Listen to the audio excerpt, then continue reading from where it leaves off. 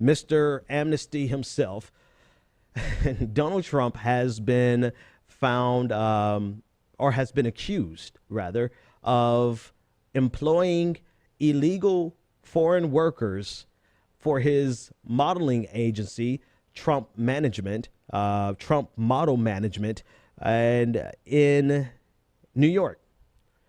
The Mothers Jones actually reported on this, and it's some great reporting over there at Mothers Jones that they're doing.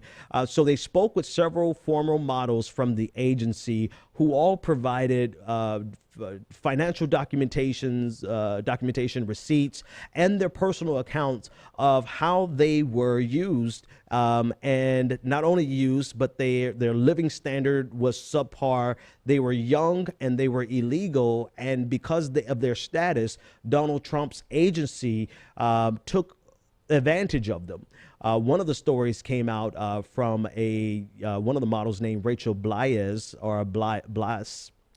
stated that it was a type of slavery in that, and we're gonna forgive her for the reference to slavery. It's more like sharecropping, but that's neither here nor there, in the sense that they were charged exorbitant prices for rent, and they came out of the deal broke. Many of them came out of the deal broke, but Donald Trump owns 85% of the share of this company. And according to his his May financial reporting, he made over $2 million off the Trump Modeling Management alone. So this is Donald Trump receiving a tremendous amount of windfall profits from a company that employed illegal workers. They were illegal in the sense that they were here on tourist visas, and while you're here on a tourist visa, you are not allowed to work.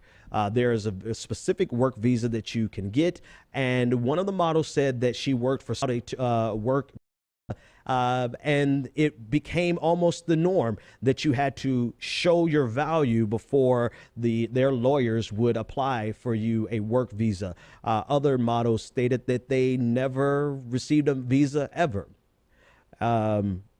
So the agency was founded in 1999, and this is beyond ironic because Donald Trump, number one, he's built his entire platform off of this 2016 version of Donald Trump has built his entire platform off of putting up a wall to stop foreign workers from coming and taking the jobs of poor Americans. Right. And he has built a base that is definitely tapping into the nativism and xenophobia.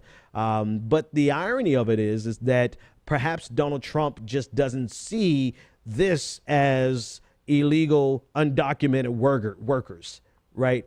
Maybe because of the glitz and the glamour that they presented to him, because I'm sure they never went to Donald Trump looking like the circumstances in which they described living. One of the reports was that they had over 8 people in a 2-bedroom apartment stacked on top of each other, paying almost $2,000 a month for a unit that back in 2004 rented for like $2,000 a month for the entire unit. And the 8 women, the 8 models were paying somewhere between $1,600 and $2,000 a month.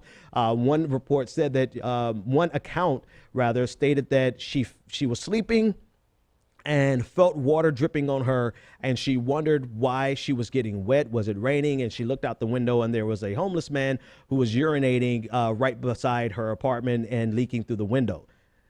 So while Donald Trump may have seen the women, the models, in their glamorous state, according to them, they called it a form of slavery and most certainly sweatshops.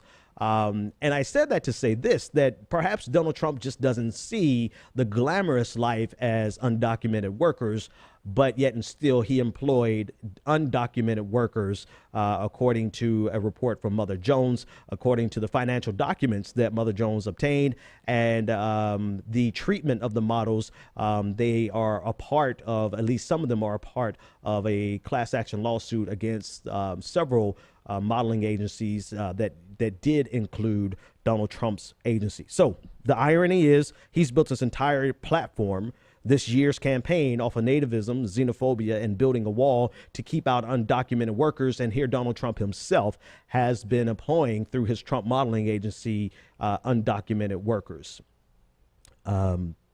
Yet and still, I don't believe anyone is who supports Donald Trump at this point is going to see the dissonance or see the hypocrisy. And even if they see it, I don't know if at this point, if you're supporting Trump, if you would even care.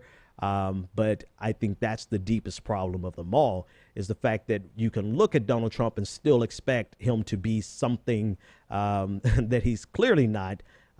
He's clearly not a protectionist. He's clearly not a person who is going to actually obey laws. He's clearly not a person who's going to be true to his word. And out of every side of his mouth, he talks out of every side of his neck. And this is just another example of Donald Trump.